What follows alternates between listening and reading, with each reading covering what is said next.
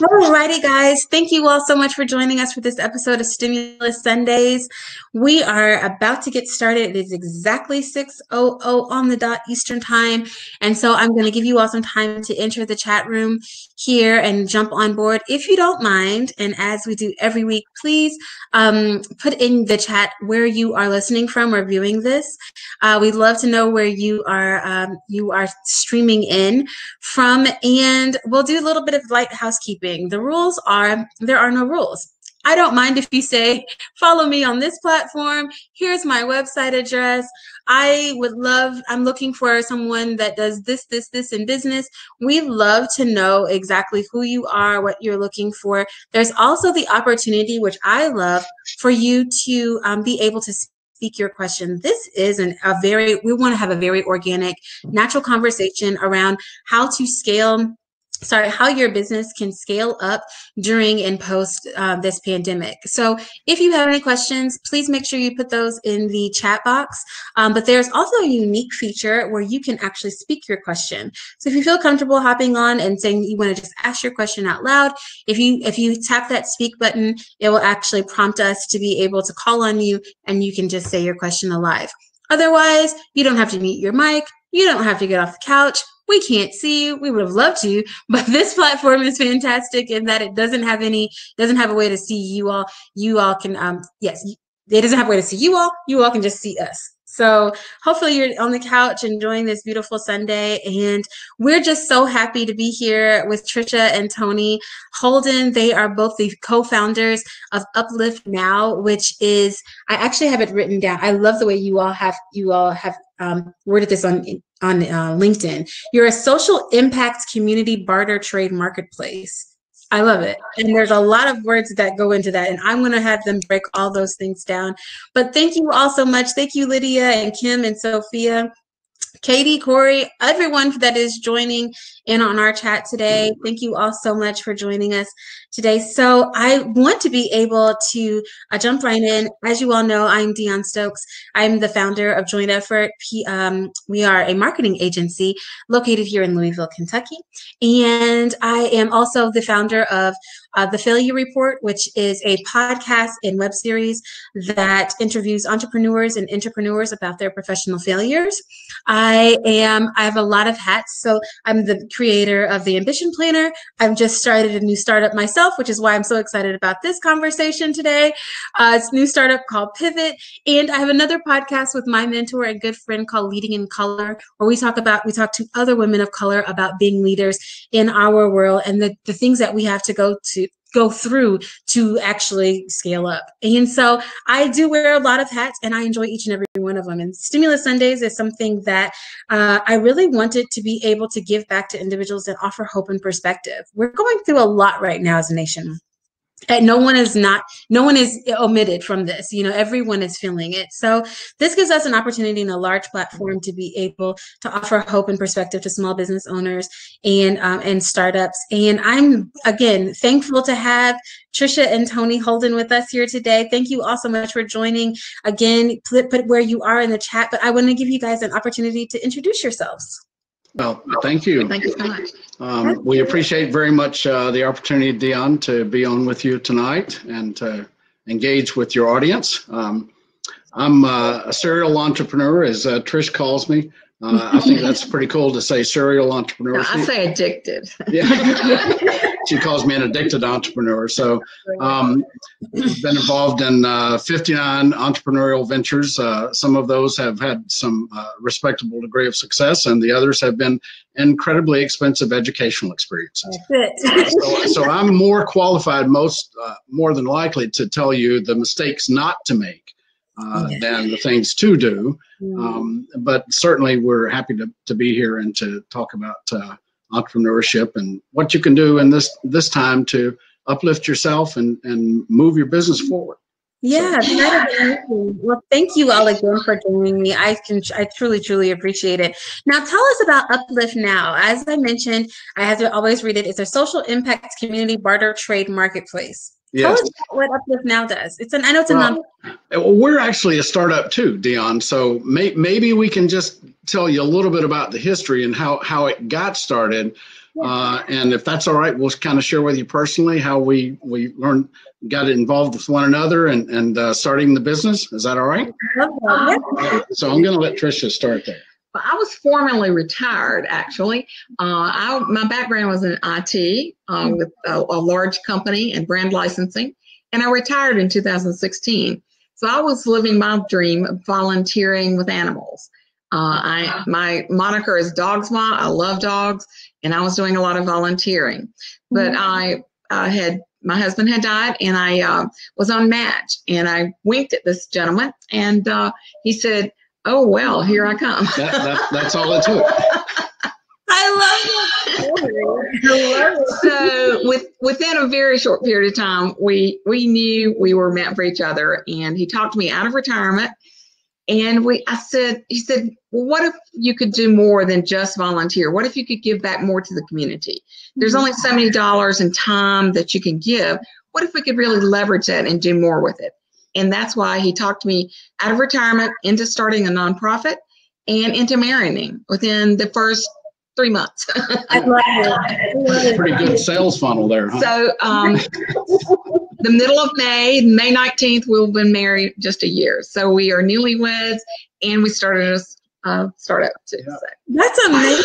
Yeah, it's cool. So while we were early in our dating, Trish and I were having breakfast one morning, and she was doing a lot of volunteer work. I had done a lot of work for nonprofits as a consultant before, and I'd also been involved in the barter business. And so I mentioned to her, I said, let's talk about what if there's a way to give people the ability to do more for the nonprofits. I mean, we all have nonprofits and NGOs and charities that we like and that we support. And guess what? I mean, when times get tight, it's hard to do that. It's hard to do more. So I said to her, what if there were a way to be able to help people do that? Well, most of the nonprofits get the greater part of their donations from individuals and, small businesses. And they get corporate sponsorships and as well, of course, but a lot of that comes from individuals. And so as we were noodling on how to do that, we came up with the idea that if there were a barter trade community that helped the individual, it helped the person that's at the base of it all, and then help the organizations within the community, the other businesses there. We would be able to help the schools and the churches, and we would be able to help people give more. But we had to start with the entrepreneurs. We had to start where it all began. So the best place to begin is in the beginning, right? And so Uplift Now, as you indicated, is a social enterprise. Our end game is we really want to have an impact on the lives of many people, but especially the organizations that are serving the community, that are helping the homeless, that are helping those that are addicted to drugs, those that are having problems with finances, that are in between jobs, or homeless. And there's so much good that's being done. But at the end of the day, you have to start with the people that are able to help. So we started Uplift Now, which is a barter trade community. And instead of charging fees like most barter trade communities do, we decided to make it free and to make it, we're a 501c3 nonprofit. So it's completely free to join. It's free to engage, and it's free to buy and to sell and to donate. We wanted to remove all of the barriers so it would be inclusive of everyone. That is amazing. Yeah. And how long? Oh man, do you all hear that feedback? What's that? You all hear any feedback? Not now. No. Oh, good. Okay, good. Well, it may just be me, but that's amazing. And you all have been doing this for just a little under a year. Is that correct? And so when you say barter trade, like what types of things can you barter or trade? Okay, so you can barter anything, any product or service that you have, personal or professional. Most barter exchanges are only catering to business. We're really focused on peer-to-peer, B2B, and B2C. So you can barter without knowing how acquainted your audience is with barter. Can I just take a moment and Absolutely. The bottom line is, if you're going to barter something, that's simply the exchange of products and services without the use of cash, right? So if you are a consultant and you're doing life coaching or business coaching, I'm a web designer, and we'll make Trisha. What do you want to be? Interior designer. She's interior. She wants to be an interior designer. Okay, I love it. Yes. Yeah, I feel some money being spent here. So, okay. So, if I'm looking to grow my business as a web designer, or you're looking to grow your business as an as a business coach, Right. If you can barter your services with me to do your website for you, instead of paying me cash, you trade for me your services in a direct exchange. Maybe I'm a business, but I also need some coaching, right? Yeah. I mean, we can all, the very best professional athletes have a coach or multiple coaches. So everyone really needs a coach. So if I were to reach out to you and say, hey, Dion, why don't we trade? Why don't I swap you my web design services? And we determine an amount, maybe it's a couple $1,000 for your coaching services to start out. And you say, wow, that's a great idea. I need a web design. And we're off and running. We agree on the rate, and we just exchange that. Now that's easy to do, right? And that's something that we can do. But what happens if you don't need web design? Maybe you need interior design for your house, or maybe you need printing, or maybe you need SEO, or you need marketing, or you need some other service or some other product to help you grow your business. And if I don't have that, we're at an impasse. I just have to say, wow, I don't do that, but let me see if I can find someone that you might be able to trade with. And here's where a barter exchange comes in. They form the intermediary. They're the exchange between the people. So if I am part of a barter exchange and I say, I am, and I would like for you to join, it's called Uplift Now. If you join and I'm a member, we have many other members there offering products and services. Then I can pay you with trade tokens. That's the digital form of exchange, the value system, and the barter exchange. Okay. Right. It's not money. It's not cash, but it's like money, right? It's a digitally stored value in the community. One trade token equals $1. So I say, Dion, let me hire you as an executive coach, and I'm going to pay you with trade tokens. If you agree to accept those, then you have the trade tokens in your account, and now you can spend those trade tokens for whatever is in the marketplace in the barter exchange. Okay, so there's a digitally stored value that's representing money that allows us all to leverage our resources and to use the extra time and get more customers, grow your business, conserve cash without using cash. Without actually using physical cash. That is so smart, especially for individuals that are inside of that network. You know what I mean? Because it's hard to impossible as when you're starting a business to be able to afford all of those things. You know what I mean? You look at the fact that I need all of these things. I mean, somebody said, what a phenomenal business model. I agree. You need all of those things that individuals may be willing to offer. But right now, I need a financial advisor. And if you are looking for business consulting, or I can always use an interior decorator. That's so smart. That is so simple. I mean, and how have you all formed this as a nonprofit? Well, I think what you're really asking is how are we going to make money with this thing, right? Yeah, that's what I was getting at. Yeah. Form it as a nonprofit, and then well, we're hoping to make money because it's a new venture. It is a startup, and we're relying upon the philanthropic donations of individuals and businesses and corporate sponsorships. So it will be the same as any other traditional nonprofit that makes the revenue in the form of corporate sponsorships and donations and grants as well. But we also recognize in the nonprofit world, you have to deliver value before you can ask them for something. A lot of times the startups, if we come up with a great idea, we go to Silicon Valley or some other place and they say, yeah, we like that. Here's some money, right? In the startup world, you have to show value before. So we fully expect to bring value to people, and then instead of them having to pay $30 a month and a transaction fees of 12%, maybe they'll just say, wow, this is really cool. Uplift Now has been helping me.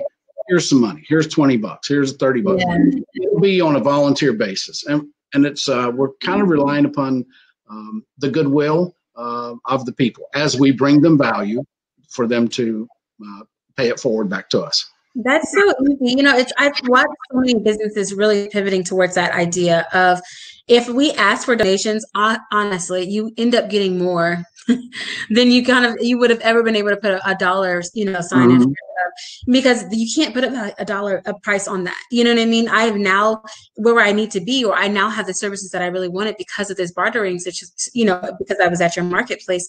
And here I am today. That's fantastic. I love that. And so I can definitely see how you were able to be the mastermind behind 59. I mean, that's an impressive number. Are you working on your 60th? No, this is it. This is the 59th. I'm holding him back. Well, now, I have to honestly, that spans about 42 years, So, and many of those businesses were startups. They were a great idea. We tried them. They ran for 6 months, and then it wasn't going to make it. So we pulled the plug on it. You have to be really willing to fail. And that's what I like about your blog that you're doing there. Is actually, the faster you fail, the sooner you can find out what does work. So there's no reason to be afraid of failure. But I guess if you Thomas Edison. Yeah. If you don't venture out, you'll never know, right? You'll never know. We love the idea of fail fast and fail frequently. So just go ahead and get it over with, because once you do, then you'll actually be able to get into the greatest lessons, as Lydia are saying. The greatest lessons are in those failures.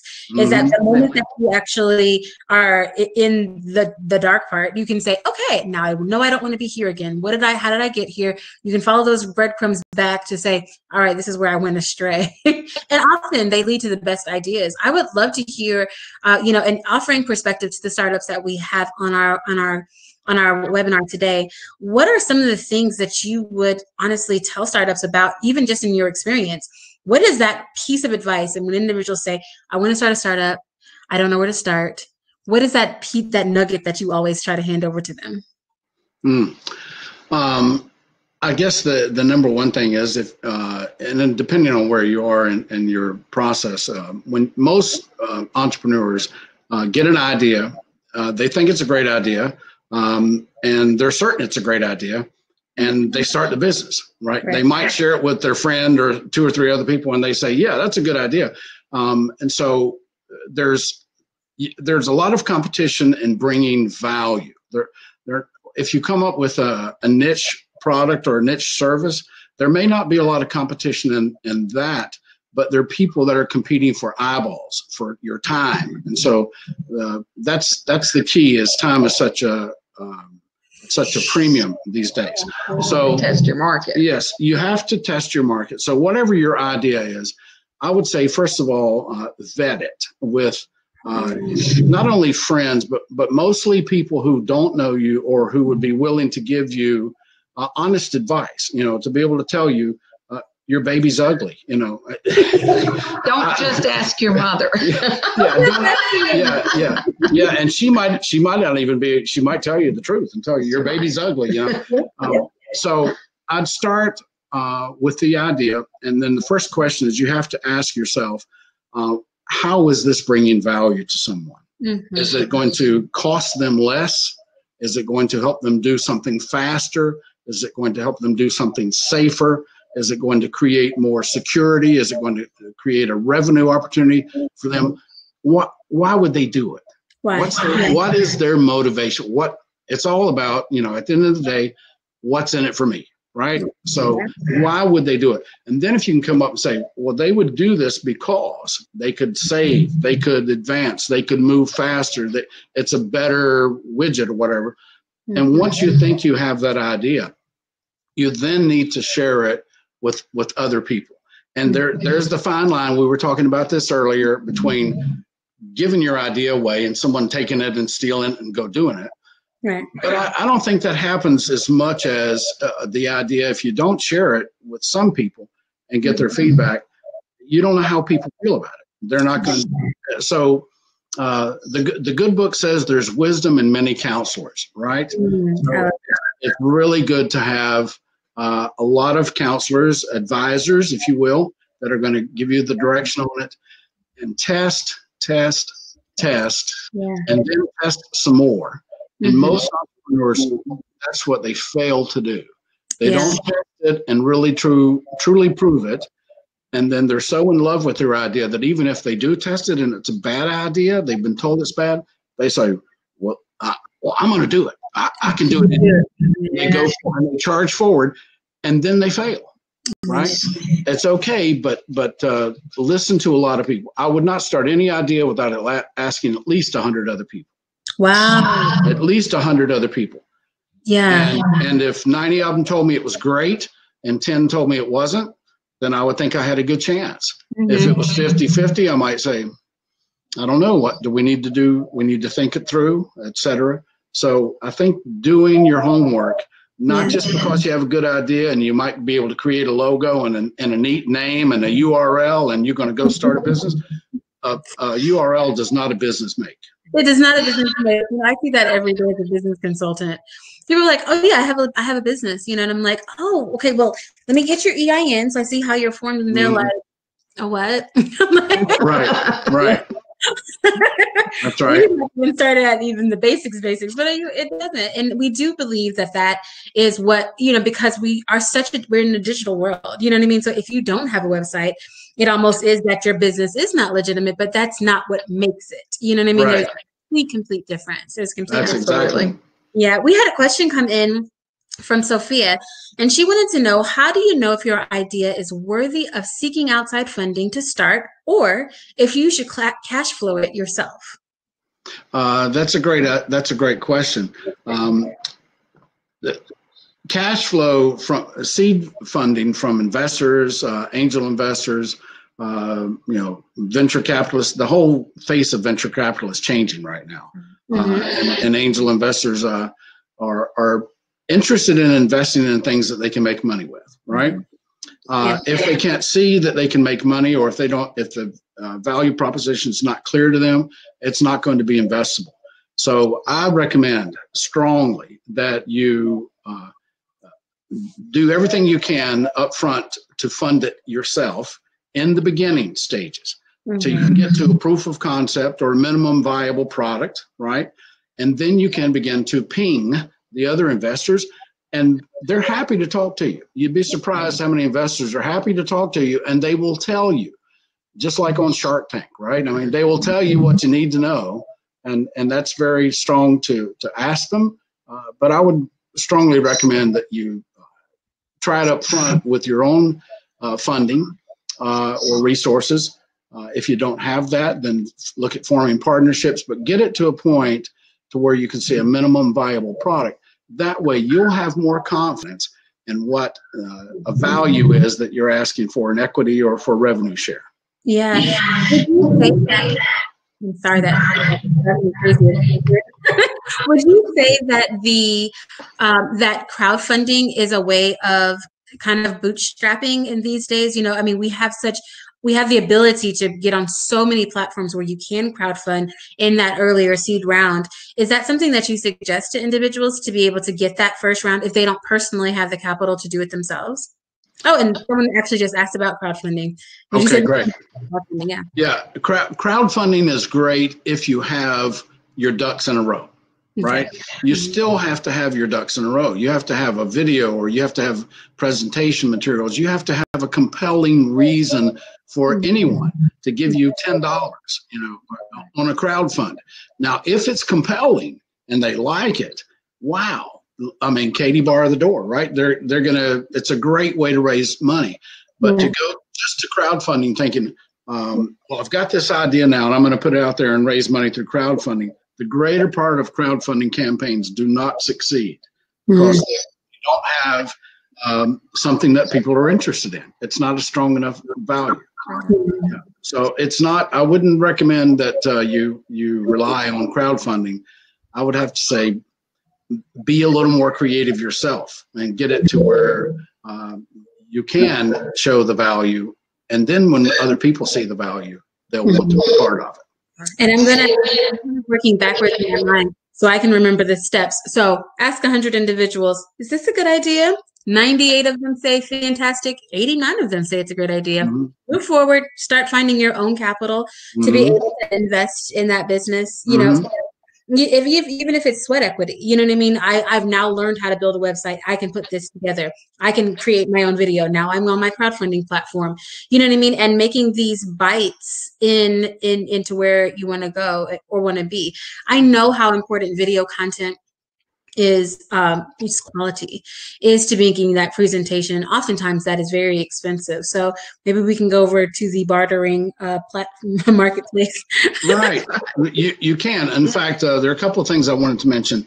The best when you're looking at starting your business, you have to think in terms of, well, okay, let's presume you have no capital. You have no capital, but you have a great idea. So you then need to reach out to other people, and you need to look at who would be willing to do something for you, not for nothing, but maybe for something different than what you've been paying them, like cash. So if in fact I'm going to start a business and I'm going to make widgets, okay, and I come to you and I say, Dion, I really need some coaching on this. And I just can't pay you cash right now. But when I get my widgets going, would you be willing to accept payment in widgets? I will pay you, 100 widgets, and I'm just using that. It can be anything. So really then what I'm doing is I'm creating my own money. I'm paying you with something that doesn't exist now. But if you believe in it, you say, this is going to be more valuable when I receive it. And therefore, I'm willing to take the chance on this. So create your own money and pay people with your product or your service. That's barter. That's bartering. Yeah, that's really smart. And I think, it's so interesting because I think we shy away from asking individuals to do things for us for free. You know what I mean?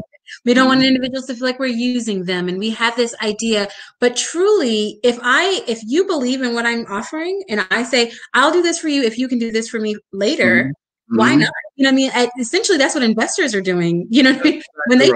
When they stroke $1 million check, they're doing the exact same thing. No, you don't have it now, but you will. And my $1 million stroke is going to be worth $3 million in 6 months. Well, yeah, I'll take the risk. I think the important thing is to monitor and to track who you're talking to, right? You're oftentimes you're really busy.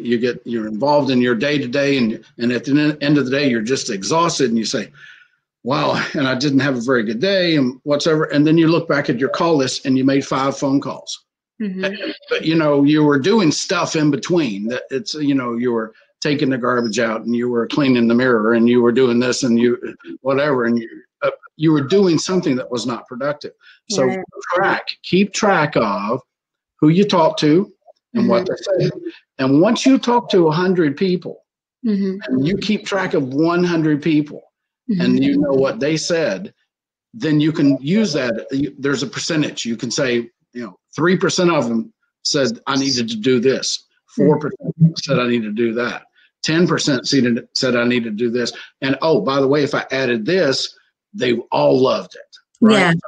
It's that information, and most entrepreneurs are not willing to invest that time and energy to get that information.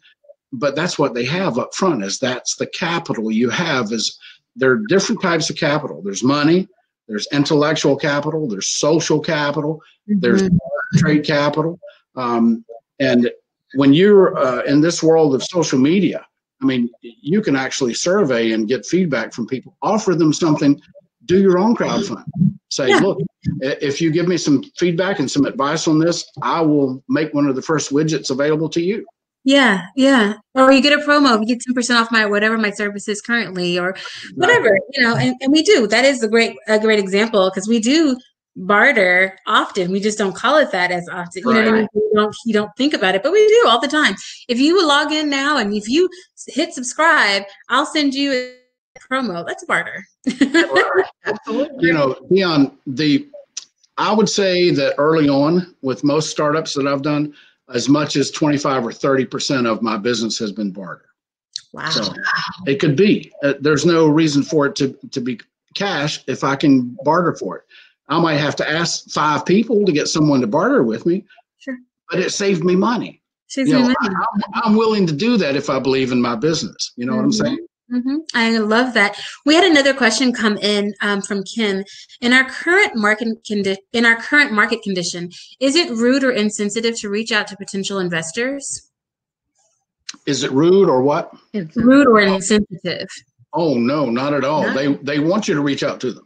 I mean, how are they going to invest if they don't know about your idea? Right. They're absolutely reach out to them. It's not rude. It's not insensitive. It would be insensitive if you didn't do it. They still want their money to work. And if they have money sitting aside and you have a project that has great potential, they want to hear about it. Yeah, yeah. And what you can ask yourself is this: if I had $10,000, is this a business I would invest in? Right? Would I invest in my business? Right? I mean, be honest with yourself. Is this something that I would put my money on the line? So having your own skin in the game means a lot to investors as well. It means a lot. Yeah, it means a whole lot to investors. I told you before we hopped online, I'm starting a new venture, and it's my first startup. I've been a business owner for many years, but I'm a service provider. And of course, we've taken a huge hit during this, COVID-19. A lot of individuals are scaling back on the services that they're using. And it's so interesting because it's given me the time and the space to really be able to focus on my baby. And I love that it maybe looks like, because I feel like right now, especially with where we are as a country, that a lot of individuals could use the service that I have. So it's so interesting because we did a lot of market research in maybe November of last year, looking at our target market. And it's so interesting that our target market has completely changed because, it's a moving target. You know what I mean? It's we were looking at individuals who would already receive these services and that were already interested in what we had to offer.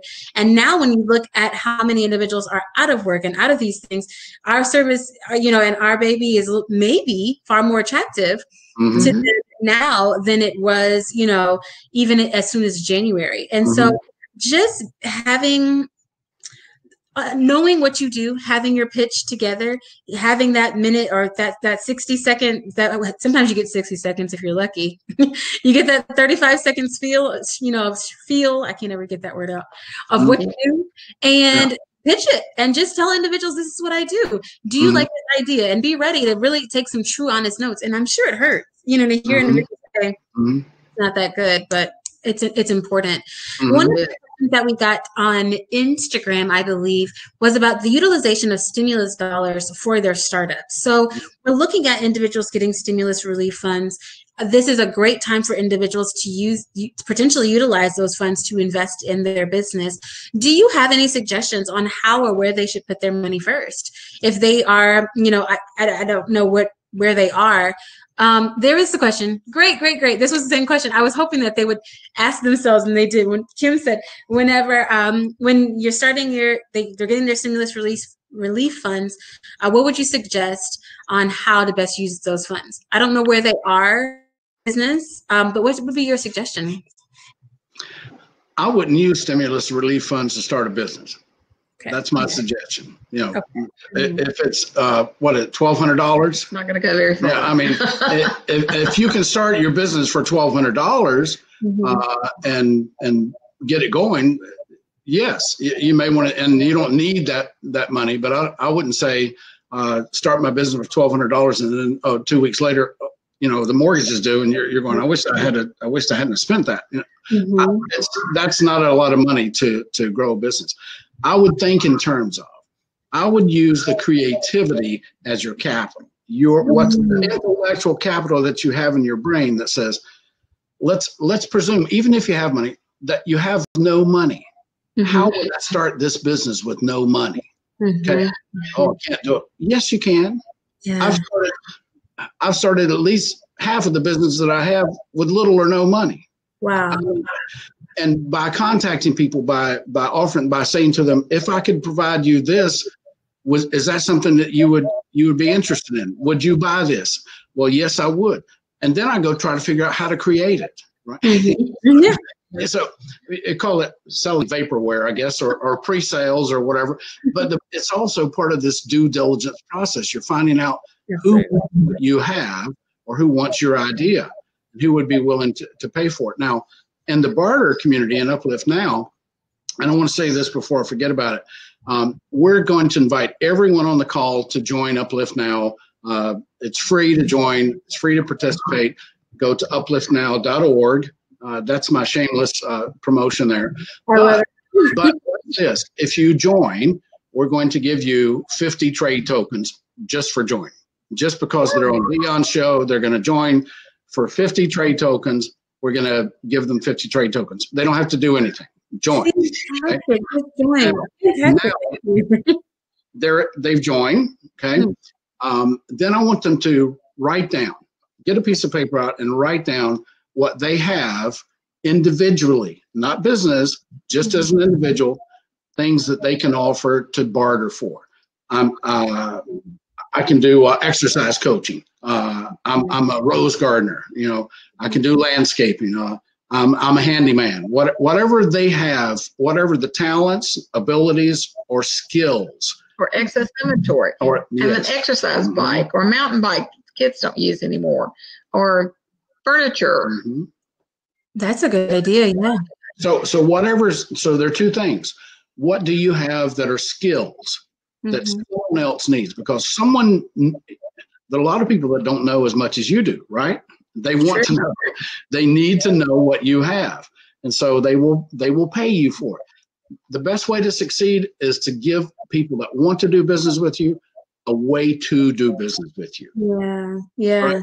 If they want to do business with you, but they just can't, they might not say that. They might just say, well, let me consider it later. But what they're really thinking is, I can't afford that now. You know, I mean, that's kind of a luxury. Give them a way to do business with you. You could say, you know what, I'll let you pay me in trade. Well, what's that? And then, oh, there's this community. You can join. It's free, and you can list your stuff, and you can get trade tokens. And oh, by the way, you get 50 trade tokens for joining, right? We have some. Now, then the next thing is they need to list, like Trisha said, what they have in their garage, their attic, their basement, extra stuff. The average American household in America has between $4,000 to $5,000 in stuff. So your job is someone else's treasure. It's true. And that's also a part of it. The next part is what you're going to do as a business. What are your business products or services that you're going to offer? So there's a lot we can do. For people to say, I don't know, I just can't do anything. I don't buy that. Yeah. If you can think, if you have a cognitive, mind, and you're able to do something about it, most people have access to the internet. Most people have access to communicate. So utilize your mind, utilize what you have to get what you want. To get what you want. I love that. I absolutely love that. I always ask individuals to leave me with just the biggest piece of advice before we end our show. And that was just it for me, is that if you are a thinking, breathing human being, and this means something to you, then do it. What's stopping you from actually taking one step forward and trying? And if you believe in it as much as you say you do, or as much as you believe it's been given to you, or the Holy Spirit is downloaded to you, or your mama said it was a great idea, or your husband thought, man, you're a really good cook, you should open a food truck. If those are all the things, then try. Just try. And if you fail, you will have at least learned. And you'll have great company. You'll have plenty of good company if you fail. You asked us if we were going to do a promotional plug. Can I give Trisha just a second? Tell them about if they list things on the site. If you list $500 of goods or services, I'm writing it down. We will donate. This is for new members. We will give you an additional 100 trade tokens. $100, and that's either stuff or a skill, teaching calligraphy or tutoring or clothes or furniture. We'll give you $100. Or if you list $1,000 worth of goods or services, we'll give you 200 additional trade tokens. as a one-time promotional gift to help you get started. Just for new members. So someone could join, get 50 trade tokens. They could go to their closet and say, I haven't worn that in years. I'm going to put that up on Uplift now, and here's something else. And oh, by the way, here's something else. And oh, and I'm going to also list my meditation coaching or whatever. And it equals $500 in value. And again, $1 of US dollar is equal to 1 trade token. That value, just for listing it, because it puts stuff in the marketplace that people can then go buy. We're going to give them another $200. If it's over $1,000, we're going to give them 200 trade tokens, and we're going to give them 100 trade tokens if it's $500. That is fantastic. You guys, I see you all are asking questions in the comment box. They want to make sure they have it clear. They wanted the address. I will make sure and email this evening everyone that is on our webinar today all of that information, because that's giving away free money. I have while you're talking, I'm sitting here like I've got so many things that I can give. $500, yeah, I got that. I know I can do that. And then so many things I could use my tokens to actually receive. So this is an opportunity to really take full advantage of what you all do, and then really get to know a lot more about what your platform does at upliftnow.org. I love that. That's our stimulus package. And I like to say that our Uplift Now is barter with a heart, because we want people to give tokens once they have bought and sold and it's extra inventory. Give tokens to our charities, because we help the charities then get goods and services they would have had to spend money on. So it expands their mission. They help more homeless or more sexually abused teenagers, or help people get jobs. Yeah. Another thing, because we're a startup, we have a limited amount of stuff that's on the website, right? And a limited number of people that are there. So it's entirely possible you'll join and you'll go, oh, I don't see anything that I want to buy right now. Well, that's okay, because there's more stuff being added every day. But there's also the opportunity for you to tell your friends and someone else in Louisville, Kentucky, that might like this idea, that might like to be part of it. It's a movement, really. That's what we've created. And you can build a community in Louisville, wherever your listeners are. Yeah. They can build a huge community. We're looking for ambassadors to help us build this around the country. So you got one right here. So as an ambassador, I think that is a fantastic idea. I love the shameless shout out, because that is absolutely perfect to be able to end our conversation today with, because the whole point of Stimulus Sundays is to offer hope and perspective. And I feel like you just gave me a lot of hope in that. I said, I'm starting this new venture. I have so many questions. I don't know who I'm going to find on the marketplace that can help me with that. And if they can't help me with those things today, then they may have a cute pair of jeans that I want, because then you'll be asking questions in style. At least it'll It's a win-win. It's an absolute win-win. You guys, thank you so much for taking the time to join us today. I so appreciate it. As you all know, we're going to be here every single Sunday at 6 p.m. Please make sure you tell other individuals to also join, because we're creating a movement. We're hosting these Stimulus Sundays every Sunday at 6 p.m. through April and May. And this is just an opportunity for us to just have these kind of conversations, offer hope and perspective to small business owners. You all have offered amazing insight to individuals that are in the startup community. I'm super excited about it. Please, you guys, don't forget that we are re-airing. We have Replay Tuesday on Tuesdays, and it starts at 4 o'clock. I will be sending an email out just to remind you all, but this is an opportunity for you to share that with your contacts. Please make sure you follow, like us at Joint Effort on Instagram, on Facebook, on LinkedIn, and of course on Twitter. And then you can find any of the replays from our past episodes on YouTube at The Failure Report or at thefailurereport.org. Thank you guys again for being here. I appreciate it so much. I'm going to get some information to you from you all so I can make sure I have all of the details about the tokens. And then I'm going to make sure and email you guys. So please look for an email from me this evening. And thank you again. I can't say thank you enough for being here with us today. Thank you. Bless you. All righty, guys. You all do the same. Thank you, guys. Good night. Bye-bye. Bye-bye.